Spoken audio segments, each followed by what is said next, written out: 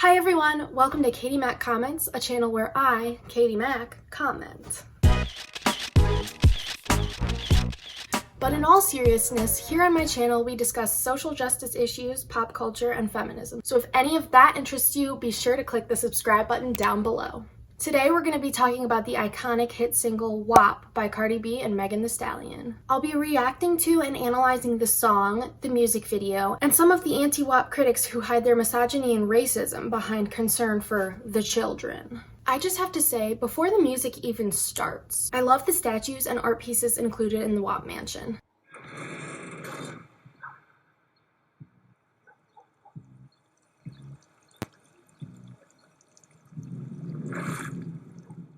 I really love this portrayal of women's bodies as art throughout the video because they're right. Women's bodies are art. Women's bodies are masterpieces and they should be treated as such.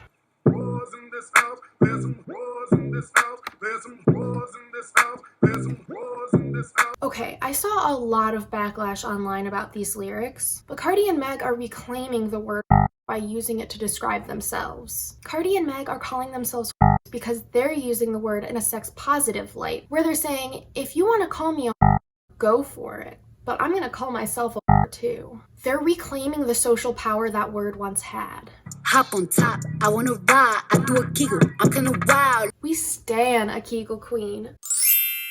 Strengthen those pelvic floor muscles, and that's on promoting healthy habits. Make it stream, I don't public, make the scene. I don't cook, I don't clean, but let me tell you, I got this ring. Because guess what? Women aren't here to be your housewife. Newsflash, women aren't made for your pleasure or for you to boss around. And we certainly have no obligation to cook or clean for y'all. Your style, bite your lip, ask for a call while you ride that dick. While you really ain't never got a want for a thing. He already made his mind up before he came. Now get your boots, hang your coat, fuck this wet and gushy. Can we also just take a second to appreciate the dancing that they're slaying throughout this entire video? And for everyone who's been complaining about how it's too sexual, I'd like to see you try and do this dance. This shit requires some serious athleticism, and y'all are just jealous you wouldn't be able to keep up. He bought a phone just for pictures of this wet and gushy. Pay my tuition just to kiss me on this wet and gushy. Get it, girl? College is expensive as hell and she's making her coin. All you haters have fun with your student loan debt. The way that I spit, and I heat trying to sign me. Now here, Cardi is getting at the reality of being a woman in the music industry. Powerful men in any industry often abuse their power and use sex as a stepping stone for women to gain success. However, this is also a play on words where she's saying she spits such fire lyrics that they want to sign her. I'm a freak, handcuffs, leashes, switch my wig, make him feel like he's cheating. Put him on his knees, give him something to believe in. Never lost a fight, but I'm looking for a beat. I love the imagery of Cardi and Meg being parts of these strong, ferocious packs of cats because they've got strong, independent... Although including big cats in any music video has some negative ethical implications, there's nothing I can do to change what's already in the video, so I'm just gonna comment on what I got. Me ask who's is it when I ride the girl, I'ma spell my name. He asks her whose is it, expecting her to say it's his, but she turns it around and makes it clear that her is hers. She's also using the social power that often comes with being on top during sex to say she's in charge and her body is her own. Macaroni in a pot, that's some wet and gushy, huh? Normani. Rosalia.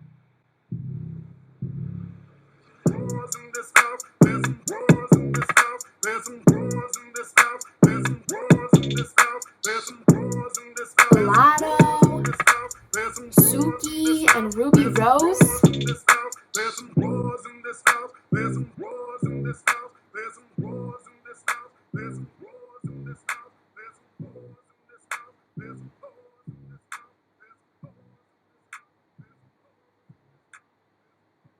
I love that Cardi and Meg are using their platforms to feature smaller artists, especially since they chose for those artists to be women of color who all offer different styles, backgrounds, and personalities to the audience. Alright, Now that we've watched the entirety of that masterpiece, let's get into the criticism they received. I first just want to address the general criticisms, but then I'll be getting into specific people's reactions. So an issue that many people had with the song was that it hypersexualizes women and it's degrading. Well, I'm here to explain why it's actually empowering. Musicians have been hypersexualizing women for decades. It's just always been men. This objectification of women has long been accepted as a part of music. It has never made headlines or been considered news. But when Cardi and Meg come out here and sexualize themselves, suddenly it's a huge issue? Can someone please make it make sense? Because right now, it doesn't. When women take back the narrative and sexualize themselves without objectification or degradation, it's suddenly wrong? Where have y'all been with the outrage all the times that men have been sexualizing women? Especially because oftentimes it's in ways that are intended to objectify and humiliate women. But now that women are centering their own sexualities and their own desires, it's vulgar? Where have y'all been? A lot of the criticisms Cardi and Meg have been receiving about the song have been from conservatives who think the lyrics are disgusting and vile and vulgar. Many of these critics are men who seem to be threatened by these sexually liberated women. I'm going to go through a few of these criticisms, break them down, and analyze what these critics are really saying. So first of all, we have some tweets from James Bradley, who's apparently a congressional candidate in California, and he says, Cardi B and Megan Thee Stallion are what happens when children are raised without God and without a strong father figure. Their new song, the WAP, which I heard accidentally, made me want to pour holy water in my ears, and I feel sorry for future girls if this is their role model. So first of all, we need to talk about this classic save the children trope that a lot of conservatives fall back on when they don't have an actual logical argument. This sentiment has always been popular when people, mostly conservatives, are sent into a moral panic about the well-being of society. We've seen it in the panic over trans people's rights to use the bathroom that aligns with their gender. We've seen it during the panic over violent video games and their supposed negative effects on children, although this has been disproven. And we see it today with the lyrics of WAP. Using this save the children trope can easily create a panic, because most parents want what's best for their children. Creating this false narrative of negative effects on children creates a kind of cop-out way that brings mass support to fuel these moral panics. James then goes on to put song in quotes, because according to James, this isn't actually a song. And you know what? Maybe he's right. It's more than just a song, it's a movement. Cardi and Meg are forcing America to rethink the ways that we interact and think about women's sexuality. This is the wet-ass movement. Get with it, James. Also, just the fact that he calls it the WAP. Like, okay, boomer. Not gonna lie, I didn't expect to be stooping to okay, boomer level this soon, but he just made it too easy. Then he goes on to specify that he heard it accidentally. Like what? Did you slip and hit your head on the keyboard and just happen to type WAP music video into YouTube and then oops, it started playing and you watched every second of it because you were turned on? And the real kicker, when he says he feels sorry for young girls if this is their role model, dude, I'm pretty sure you have plenty of reasons to be sorry to the young girls of America, but feeling sorry for them because they're growing up in a world where they can see that a woman's sexuality is her own and that they can do whatever they want with their own bodies, that just ain't it. But anyway, moving on to Deanna Lorraine, who's another congressional candidate, also from California. Deanna is also a QAnon conspiracy theorist and was previously a life and relationships coach. So Deanna tweeted, Cardi B and Megan Thee Stallion just set the entire female gender back by 100 years with their disgusting and vile WAP song. So first of all, let's talk about her usage of the word female as a gender. Female is not a gender identity. Female is a biological sex label assigned to a baby based on the appearance of their genitals directly after being born. A gender, on the other hand, is a social identity that is often, but not always, expressed through the ways in which an individual behaves, dresses, and looks. People who refer to women as females are often doing so in an attempt to reduce them to their supposed biological purpose. Internalized misogyny much, Deanna? Also, just the fact that she states that this one song set all women back by 100 years? Like, damn, this must be one powerful and influential song if it has the power to set all women on Earth back 100 whole years. But Cardi and Meg are really out here bringing us back to 1920. I'm confused about exactly what we're going back to. Did WAP send us back to before women could vote? Because I'm pretty sure if women couldn't vote, Deanna wouldn't be able to run for Congress. So I guess she should just drop out. And if WAP really did bring us back 100 years, why aren't more people talking about the first ever time traveling machine? We gotta get the news out. WAP enables time traveling. This is great news. She also uses the classic anti-sex buzzwords: disgusting and vile. This is the same vocabulary used against sex education, because apparently any discussion of sex is disgusting and should never be tolerated. Interesting that Deanna was a self-employed relationship coach before she ran for Congress, but she finds discussions of sex disgusting and vile. I hope her clients were able to find other relationship coaches who are willing to talk about sex with them, since, you know, sex is usually a pretty important part of most relationships. So another tweet from Deanna says, "There's a difference between being sexy and straight degrading. The song starts with, 'There's some whores in the house, there's some whores in the house,' and encouraging women to make men's pullout game weak when we already have a huge problem with fatherless homes." So Deanna goes on to bring this whole fatherless homes argument into the conversation, stating that Cardi is encouraging women to make men's pullout game weak. Like, I'm sorry, but when did she say anything about encouraging anyone to do that? She just said she was doing that.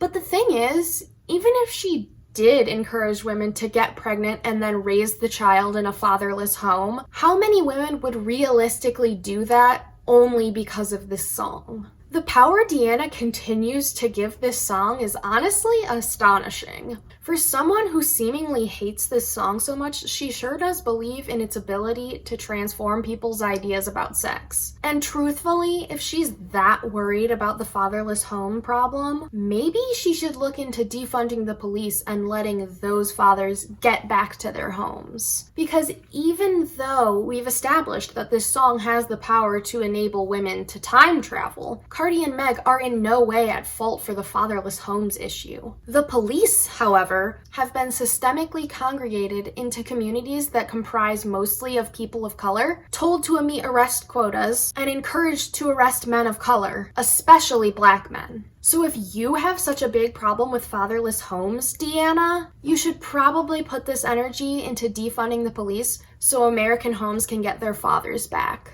The final tweet of Deanna's that I'll be looking at is actually my favorite one. So she says, "Women, don't objectify us. Also women, stream WAP."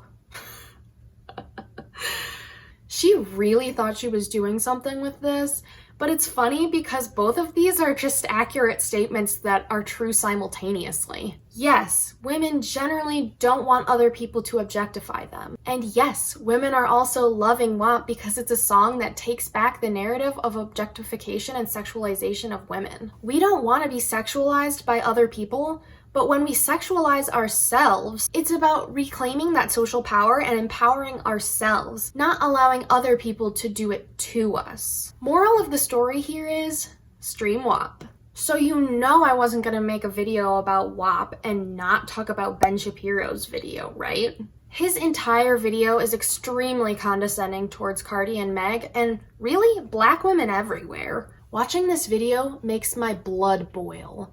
Can't wait to watch it over and over again in editing. This is a deeply important piece of art, guys. And the sarcastic douchery begins. Because his version is so much better. And then Black Entertainment TV, BET, they put out a headline, "Cardi B perfectly claps back at misogynistic criticism of WAP." Because all criticism of WAP is misogynistic. Like, deeply misogynistic and sexist, as it turns out. This is such a classic conservative tactic nowadays. To take a headline and twist it into something that it never said, and then basing an entire argument around that false narrative. Nowhere in the headline does it say all criticisms of WAP are misogynistic. All the headline says is that she claps back at the misogynistic criticism. And then he just adds more lies in himself, passing them off as sarcastic comments. And the best part is, his entire criticism is misogynistic and is sexist. So... This is a deeply important piece of American art that we should all pay attention to. It is deeply empowering. Surprise! The sarcastic douchery continues throughout the whole video. The way he thinks he's really doing something. But it's very empowering. This is deeply, deeply empowering stuff. So if you can't hear the lyrics, because I don't know why you would hear the lyrics, frankly. I like how he thinks he's proving that this song isn't empowering because he's talking over all the lyrics and only discussing the visuals of the music video. And then he continues with a racist remark about how there's no way anyone would be able to hear or understand the lyrics, which is a racist's classic criticism of rap music. This is empowering stuff, guys. This is like Susan B. Anthony. This is like women fighting for the right to vote. This right here is women fighting for the right to work. Right here, what we are watching is women fighting for the equal right to talk about their wet-ass P-word. Ah, yes, because the definition of empowering is either fighting for the right to vote or being Susan B. Anthony. He clearly believes women's empowerment and our fight for equality ended in the 1900s because he only uses examples from as early as several decades ago. Clearly, women are seen as equal to men in society, proven by his 9-minute misogynistic rant. And can I just say that hearing Ben Shapiro saying wet-ass P-word makes my fucking skin crawl? This is not demeaning to women in any way. It's not demeaning to women in any way. It doesn't turn women into sex objects. It doesn't make men think of women in a purely sexual fashion. It is women empowering themselves. It is super empowerment. Oh, turning women into sex objects. You mean like what almost every man in the music industry does at one point or another? And clearly he doesn't understand that there's a difference between when someone says this about themselves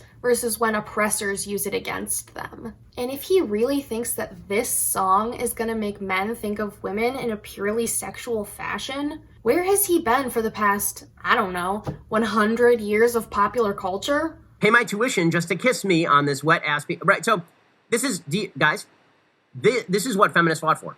This is what the feminist movement was all about. It's not really about, women being treated as independent, full, rounded human beings. It's about wet-ass P-word. And if you say anything differently, it's because you're a misogynist, you see.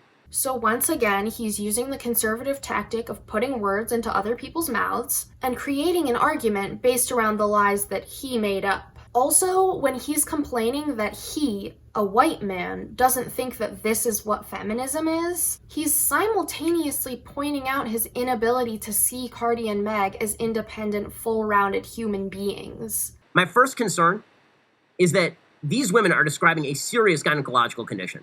I honestly think Ben Shapiro is so concerned about their vaginal health because he's never seen a wet-ass pussy before, so he thinks it's a medical condition. I feel bad for his wife, not only because she married Ben Shapiro, but also because seemingly she's never had pleasurable sex with him. So he goes on to talk about how his wife diagnoses Cardi and Meg with all these various conditions because, joking about women's health is super funny and not misogynistic at all, right? He really thinks he's doing something with this whole I've never heard of a hyperbole thing. And quite honestly, I'm convinced he actually hasn't. I mean, why else would he take this whole bit as far as he has unless he truly doesn't think that any of this song is an exaggeration? Also, there's some talk about where this person is putting their nose, and there's some talk about smelling. Right? There's a line here about gagging and choking, which suggests that perhaps there's an odor issue here. This just proves what we all knew going into this video. Ben Shapiro's sex life is vanilla as fuck. I asked my wife for a differential diagnosis for the sake of these ladies in case they need to go to the doctor. I mean, this is a problem. Honestly, at this point, I can't take any more of this. I'm so over his fake empathy towards women, which is really just a poorly veiled bit about how he can't fathom exaggeration. Just gotta power through this last minute. And I understand that anybody who criticizes this as reductive of female sexuality and or of putting out images of females as over-sexualized in a way that is negative, that puts negative images in men and drives negative images toward women for men, treating them as sex objects. The fact that he thinks this song is reductive towards women's, not females', sexuality just proves how little he really knows about women's sexual desires. This is one of the first mainstream songs to actually talk about women's desires and pleasures from a woman's perspective. And he thinks that this is reductive. Most likely because he thinks that women don't experience sexual desire because he's never been with a woman who desired him. And again, the fact that he thinks this song will single-handedly make men think of women as sex objects? Like, have you heard any song by a man? I mean, seriously, any song? Because there's a high likelihood that the first randomly chosen song by a man that you hear depicts women as sex objects without consultation or approval from women. Let's just let Ben conclude this one. I'm a sexist. When it comes right down to it, the main question I have from this whole debate is, why do y'all hate sexually liberated women so much? That's it for this video, but before I go, I want to remind you that there's no such thing as a perfect feminist. We all come from different backgrounds and varying cultures, and we're all still learning. But the most important part is that you're here and you're trying. If you enjoyed this video, please give it a thumbs up, and if you've made it this far, comment macaroni in a pot down below. Thanks for watching, and I'll see you in the next one. Bye!